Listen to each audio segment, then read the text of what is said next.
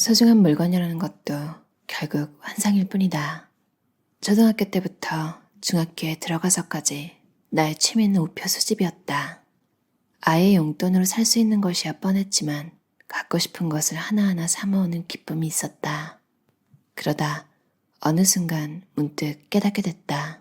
아무리 귀중한 희귀 우표도 돈만 있으면 결국 다 살 수 있는 거 아니야? 라는 생각이었다. 예를 들어 1800년대 후반 메이지 초기에 발행된 일본 최초의 우표, 류먼 우표는 거꾸로 잘못 인쇄된 물량이 있다.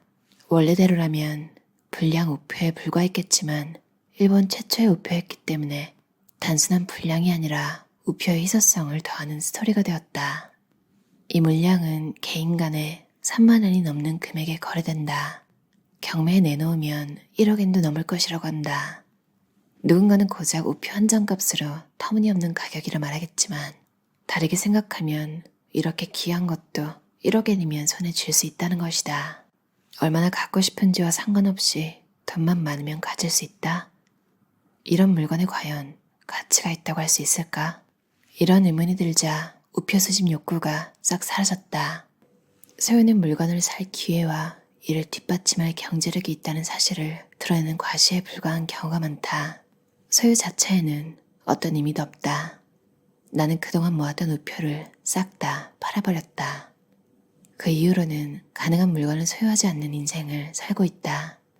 많은 사람이 일에 필요한 도구나 옷, 선물, 여행의 추억이 담긴 기념품 등 많은 물건을 끌어안고 산다. 그러나 소중한 것이라는 생각은 그저 환상일 뿐, 실은 불필요한 물건이 대부분이다. 불필요한 물건이라는 표현이 조금 지나칠지 몰라도 없어지거나 잃어버려도 생활에는 아무 지장이 없는 물건이라는 뜻이다. 오히려 물건은 물건을 소유한 사람의 결단이나 행동을 구속하는 경우가 많다. 소중한 것이라 믿는 물건이 있으면 정말 소중히 여겨야 하는 것을 소중히 하는데 장애물이 될 때도 있다. 나는 소유욕에서 완전히 해방됐다. 성인이 되고 나서도 아끼던 몇몇 물건이 있었는데 이마저도 라이브 도어 사건으로 재판받고 수감되기 직전에 대부분 처분했다. 이때 임대 아파트도 처리했다. 정해진 주거지도 집착도 없이 살아가는 진정한 단샤리 생활을 시작했다. 물건을 버리자 생활의 생동감이 더해졌다. 접하는 정보나 만나는 세계의 수준이 달라졌다. 주변의 물건을 없애니 정말로 중요한 것이 무엇인지 자신 안에서 더 명확해지는 느낌이 들게 됐다. 많은 사람이 자기 물건을 버릴 수가 없다, 버리면 안 된다 라고 말한다. 이런 사람들에게 묻고 싶다. 정말로 버리면 안 된다고 생각하는가? 소중한 것이라기보다 물건에 얽힌 인간관계나 그 물건이 주는 안정감 때문에 차마 버리지 못하는 것이 아닌가 라고. 물건에 대한 애착은 방향이 엇나간 안정감일 뿐이다. 물건을 끌어안고 느끼는 만족감보다 이를 대담하게 버리고 새로 출발하는 상쾌함을 선택하기 바란다. 물건은 불안을 증폭시키는 기폭제이기도 하다. 잃어버리면 어떡하지? 없어지면 큰일인데 라는 쓸데없는 불안이 생긴다. 생각해보라. 아무것도 소유하지 않은 갓난아이에게 불안이 있겠는가? 아무것도 소유하지 않을 때 정말 행복하게 살 수 있다. 소유욕이라는 것이 없었던 갓난아이로 돌아가는 것이다. 아무 힘도 없는 것처럼 보이지만 갓난아이의 천진난만함에는 눈에 보이지 않는 힘이 있다. 진정 행복하게 웃는 갓난아이 상태가 되면 분명 여러분을 도와줄 누군가가 나타날 것이다. 걸리적거리거나 방해되는 물건은 몽땅 버리자. 버리기 싫다면 통 크게 다른 사람들에게 나눠주면 된다. 새 주인을 만난 물건도 새로운 쓰임이 생기니 일석이조가 아니겠는가. 물건에 대한 집착에서 벗어나 홀가분하게 살아보는 것이다. 내가 누구에게나 밥을 잘 사는 이유. 나는 공사를 불문하고 친구가 많다. 나는 친구를 사귈 때 재산이나 지명도, 나이, 사회적 지위 등은 상관하지 않는다. 함께 있으면 스마트함을 느낄 수 있는지 또 함께 있는 시간이 즐거운지가 친구를 사귈 때의 기준이다. 어른이 되면 친구를 사귀기 어렵다고들 하는데 절대 그렇지 않다.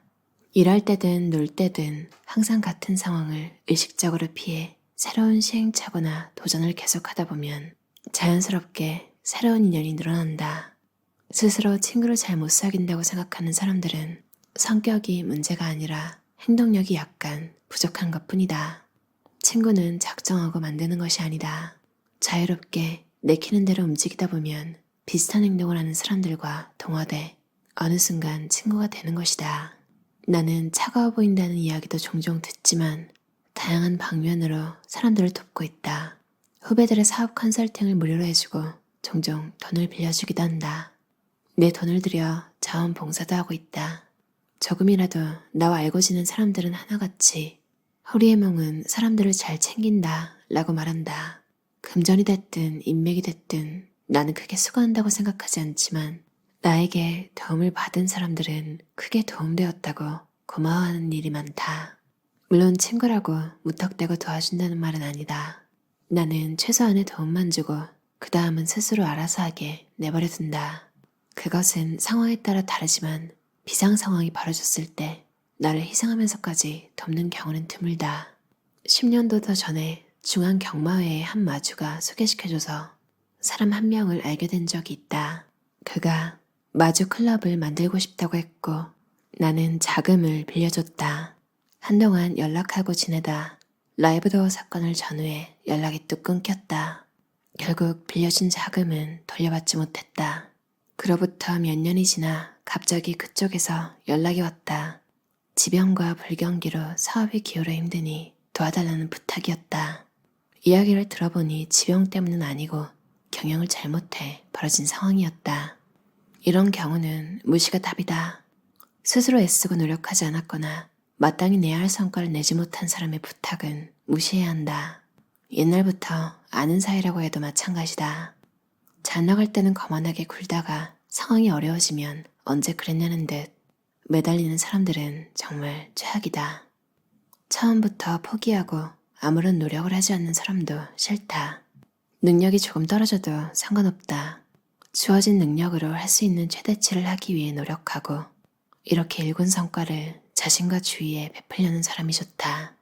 나는 이런 사람을 높이 평가하고 지원해주고 싶다. 나는 반만큼은 통 크게 잘 산다. 일을 잘하는 사람이든 좀 못하는 사람이든 가리지 않고 산다. 특별한 이유는 없다. 단지 맛있는 음식을 많은 사람과 나누고 싶다. 밥을 사면서 상대가 고마워하기를 바라거나 언젠가 나에게 밥을 사기를 기대하지도 않는다. 나는 맛있는 음식을 먹을 때 행복하다. 그 행복을 나누는 것으로 충분하다.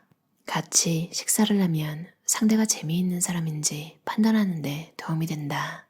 맛을 얼마나 잘 표현하는지, 식사할 때 어떻게 움직이는지, 대화를 어떤 방향으로 이끄는지 보면 그 사람이 어떤 사람인지 가늠할 수 있다. 대화 중에 상대의 사고방식이나 지식도 엿볼 수 있다. 언제 식사를 해도 재밌다고 느껴지는 사람은 대부분 사업 성적도 좋다. 반대로 식사 때 재미없는 사람은 어딘지 일도 잘 안 풀린다. 그런 사람과는 관계를 끊어버린다. 식사는 새로운 친구를 만드는데 꽤 효율적인 수단이다. 상대의 지위나 경력은 따지지 말고 통 크게 밥을 사고 좋은 친구를 만들면 그걸로 충분하다. 호리의 다카오미 저자의 가진 돈은 몽땅 써라 라는 책이었어요. 제목이 참 파격적이죠. 72년생이고 일본 IT 업계의 풍운하로 이름을 떨쳤대요. 로켓 개발업체 인터스텔라 테크놀로지를 설립해서 민간 기업으로는 일본 최초로 우주에 로켓을 쏘아올리는 데 성공했기 때문에 일본의 일론 머스크라고 불리기도 한데요. 참 로켓 때문이기도 하겠지만 정말로 책 내용도 팩트 폭력이라고 하죠. 굉장히 직설적으로 아닌 건 아니다 라고 말하는 성격인 것 같아요. 사실 주변에 좀 따뜻한 사람들만 있으면 거의 따뜻한 얘기만 해주잖아요. 혹은 별로 사이가 심지어 안 좋아도 굳이 자기가 총대 메고 사람들한테 고쳐야 될 점, 아니라고 생각하는 점 말해주지 않잖아요. 성격이 그걸 말 안 하고는 못 베기는 성격? 딱히 이런 게 아니라면 그냥 저 사람은 이것 때문에 안 되겠다 이런 생각만 하고 말로는 해주지 않는데 그런 면들을 좀 이렇게 직설적인 사람들 이 쓴 책을 읽으면서 가다듬는 데 도움이 되는 것 같아요. 결실이 없는 이유는 몰두하지 않았기 때문. 문제는 막연히 행동하며 아무런 결실도 맺지 못하는 사람이다. 이런 사람은 무엇을 하고 싶고 무엇을 원하는지 스스로 답을 찾지 못한 채 그저 무언가를 하고 있다는 감각만으로 본인이 행동하고 있다고 생각한다. 몰두하지 못한다면 사전에 그 사고의 깊이가 얕았다는 뜻이다. 관심 없는데 남들이 좋다고 해서 시작한 일이 딱 이렇잖아요. 해야 되니까 하긴 하는데 내가 관심이 있던 건 아니니까 하고는 있는데 머리는 막 딴 데가 있는 거예요. 몰두를 잘하는 방법이 있다. 스스로 정한 룰에 따라 움직이는 것이다. 취미, 연애뿐 아니라 사업도 스스로 계획을 짜서 자신의 방식대로 실행해보라. 물론 이렇게 하기 시작하면 주변에서 또 이래저래 혼수를 두잖아요. 절대 듣지 말래요. 내가 정한 룰에 따라야지 사소한 고민도 즐겁게 다가오고 행동하고 나서 성취감이 훨씬 크게 느껴지게 된다고 해요. 남들의 생각에 의존하면 무난하게 갈 수 있을지도 모른다. 하지만 그래봤자 자신이 가야 할 길을 다른 누군가가 결정해주는 꼴밖에 되지 않는다. 맞아요. 사실 남의 말 듣는 건 안전하게 가려고 이 사람이 뭔가 나보다 더 많이 알고 있을 것 같아서 듣는 거잖아요. 참고는 하되 결정은 내가 한다는 의식을 갖고 그리고 이 모든 게 내 책임이 될 거라는 걸 생각을 해야 남의 말에 휘둘리지 않고 내가 원하는 걸 선택할 수 있는 것 같아요. 그리고 저는 항상 한 곳에서 자라고 부모님 근처에 살고 혹은 같이 살고 이런 사람들을 되게 부러워했거든요. 근데 이 저자는 단호하게 어른이 되면 몸이든 마음이든 모두 가능한 부모님과 거리를 두는 게 좋다. 물론 부모님과 산 시간, 고향인 야매시에서의 생활, 고등학교까지 함께 보낸 동창들과의 관계가 의미 없다고 생각하진 않지만 그리고 시골 생활은 마음이 편해져서 좋다는 사람도 있지만 태어난 곳을 한 번은 떠나봐야 정말로 내가 그곳을 좋아해서 남아있는 건지 아니면 거기밖에 안 살아와서 모르는 건지 알 수 있다고 해요. 사람마다 다르겠지만 이 저자는 어려울 때 부모님과 상의해서 일이 잘 해결됐다는 이야기를 들어본 적이 없대요. 분명 가족이 도움이 되는 사람이 있고 아닌 사람이 있겠죠. 이 말이 되게 와닿았어요. 시골은 멀리 두고 그리워하는 곳이다. 특히 시골이 아니더라도 내가 뭔가 그립다고 착각하는 걸 수도 있겠다. 어쩌면 지금 멀리 떨어져 있어서 그리운 거구나.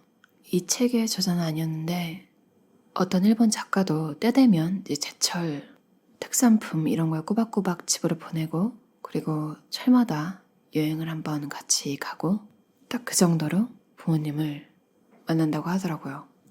물론 부모님에 대한 사랑을 부정할 생각은 없다고 해요. 근데 이 저자는 테크 인더스트리에 있는 사람이잖아요.